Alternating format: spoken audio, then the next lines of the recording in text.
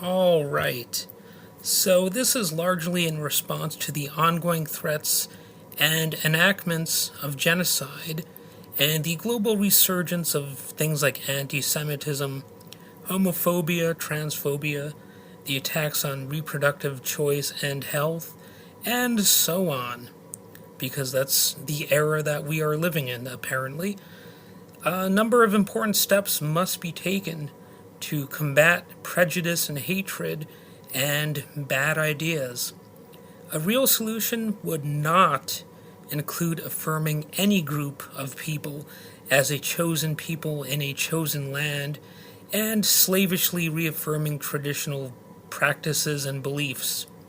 We need to strongly look past so-called traditional practices and beliefs and instead focus on whatever brings about justice and equality, be it traditional belief or not, and we must always be willing to challenge beliefs, including some of our own.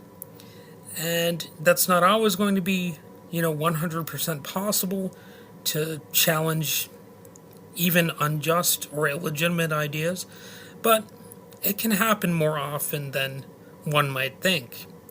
And hopefully, it will happen in the most peaceful ways possible, especially when there is actually an opportunity to avoid any sort of violence.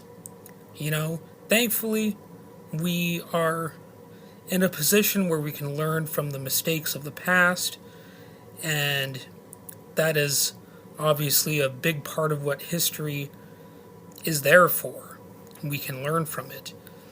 And, it can be difficult to challenge core concepts in the times that we live in, just as it has always been challenging. I mean, look back at the past, and you'll see a lot of people who really stood up and stood out because they challenged traditions. They had new, often very positive concepts, and they were innovators. But things are freaky right now. They're freaky enough that right now is the time that we must come forward and call people out on their nonsensical claims, at least much of the time. It's getting pretty bad out there. And no, I'm not just talking about the weather or anything like that. Recall how not very long ago, just a few years back, neo-Nazis marched from the shadows through Charlottesville, Virginia, chanting, "Jews will not replace us." Remember that? And that generated a lot of headlines and controversies. But also keep in mind, a certain orange-faced clown actually had Thanksgiving week dinner with one of those prominent Nazis who had attended the Unite the Right rally in Charlottesville, Virginia. That prominent Nazi was named Nick Fuentes. Some of you have heard of him, and some of you might regret ever hearing about him, hopefully. But he's out there. He's a goofball and a lunatic, and potentially dangerous.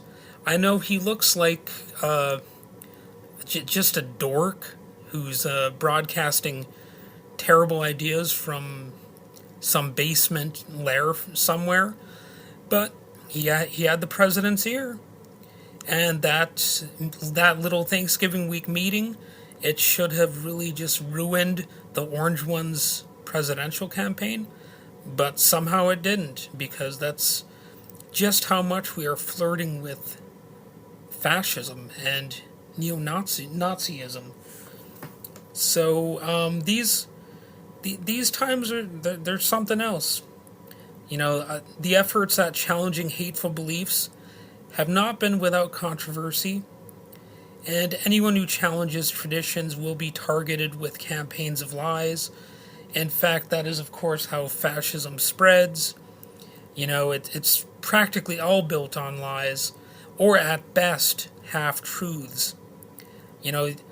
A lot of prejudices and fears that people have, that they're not just based on lies. Occasionally, there might be a small kernel of truth, and that's how they kind of hook you in, because like, well, look at the scare with all these illegal immigrants. I mean, a person with intelligence, or the undocumented immigrants, but a person with intelligence can look at that issue and say, well, actually, the violent crime rate among that group is statistically considerably lower than the violent crime rate of native born citizens in the United States. And that's all fine and good. But of course, Fox News is going to latch on to any coverage of any crimes committed by an undocumented immigrant, right? And they're going to make it sound like, it's the end of the world. And of course, they'll propagandize it to the point where if you don't think it's the biggest crisis, you must have your head in the sand, and we gotta put more people in prison. You gotta beat more people over the head. You gotta have tougher laws, razor wire fences all over the place. You have to have gun towers, perhaps, labor camps. If you don't really have to solve a problem, if you can beat it over the head, shoot it, stab it, kick it, throw it in a cage, bomb it, etc. That's really how it starts. They look at some piece of actual misbehavior from a group, in addition to whatever lies they're spreading about them, right? So lies are very common in this day and age. They're as common as ever. And unfortunately, because of the speed of the internet, they're in some ways easier to spread. There are more lies than there are abilities to debunk all of the lies, And another thing that happens as far as that goes is people might be relatively innocently encountering these things online. And, they will share the link, and uncritically, it will end up looking like the truth, even though there might be some key details that are wrong, or the entire premise might be phony. But what happened right there? You might have been a unwitting propagandist. And that's really just how a lot of these conspiracy theories and dangerous ideas will spread. And of course, one of the paradoxes here is that it is true that an idea unto itself is actually not particularly dangerous, right? You can entertain practically any idea, no matter how sinister it sounds. And if you're just thinking about it, well, it might not be bad. But when it becomes dangerous is when people have the ability to act on those ideas. And of course, people often do. So recall the lies that led to the Iraq War, which made the country of Iraq into nothing but a crisis hotspot. That war was all built on lies about WMDs and phony alleged allegations, or no, not allegations, alleged connections between Saddam Hussein and Osama bin Laden, right? So what happened there? Was anyone truly held accountable for those lies? No, not really. It was actually something that they got away with, pretty much 100%. And that's also the power of a corrupt system that all too easily falls for lies and scams, and there's rarely any sort of punishment for the powerful people who spread these lies and dominate in the media and lead people down these crazy paths. It's true that anytime critics have questioned whether the church should have power, a religion should have power, they risk alienating people. And the same is true when it comes to politicians. If you question a politician, you'll have people instantly thinking, oh, you're just a rabble rouser. You're just there pursuing some sort of narrative or whatever. And that may be true, but what if the narrative you're pursuing is actually the correct one and is more fact based? And the simple reason I publicly challenge religion at times is straightforward. Religious people have power in this country and throughout the world, and they impact our lives already on a daily basis. Just look at the news. A lot of things like the Supreme Court decision that overturned Roe versus Wade, they have a religious basis. Or, ironically, that whole so-called pro-life movement actually isn't particularly based on the Bible itself, but on a movement that considers itself based on the Bible. So the idea that they can legislate our lives, yet we cannot question their ideas, is ludicrous and dangerous. It is itself a cause of turmoil, even intellectually, let alone the real damage caused by dangerous ideas put into action either through governments or by unhinged individuals acting in the name of something holy. They're thinking that they're on a mission, they're God's chosen mouthpiece or whatever. Again, chosen people, chosen land. So, as self-professed Christians are radicalized into far-right fascism here in the United States, it's incredible how rarely anyone is reminding them of the biblical injunction to love our neighbors as ourselves, and also to love foreigners as one would love a trusted neighbor or a family member. And those kind of passages, they're pretty common in the New Testament if you actually want to look up certain quotes like that.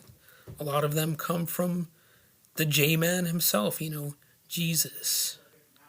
He's actually the source of many of those quotes. For some, hating and scapegoating others for problems, both real and imagined, is far more appealing than any talk of peace and love.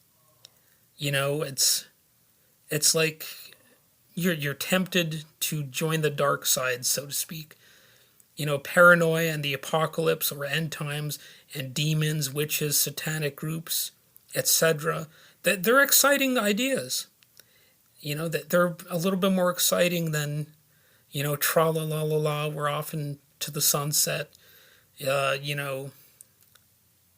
sipping champagne in paradise or whatever, whatever analogy you want to use. And that kind of fear-mongering has become more convenient to some than simply looking at reality and trying to see things as they are.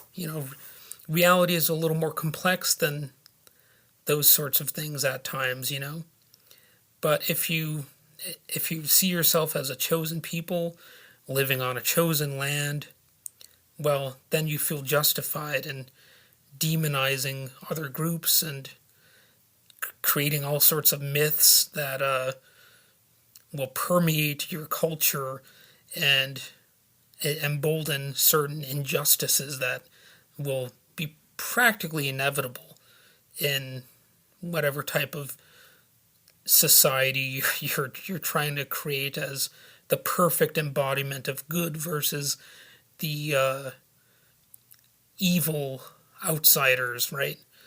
The appeal of being God's mouthpiece, a mini savior here on earth, makes a person feel profound, powerful, and superior over others, and makes them feel like something larger than themselves, while letting them be full of themselves simultaneously. That is the semi-understandable, emotionally appealing nature of these delusions of grandeur. It allows them to feel like the star of an action movie, like it's me against the world, or a relatively small group of elect, chosen few who have the task of saving the world from the evil influences of insert demonic group here. It also blurs reality and clouds the issues of human responsibility.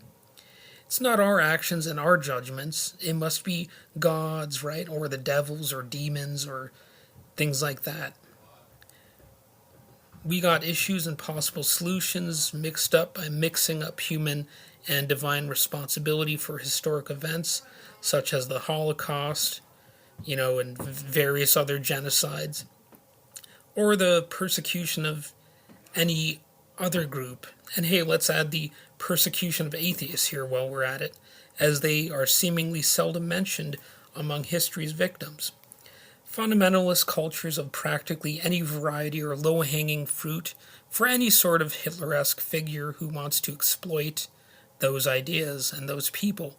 Those of us who are aware of the complexities involved in humanity's relationship with so called God and of our responsibility for the world we live in, you know, they often,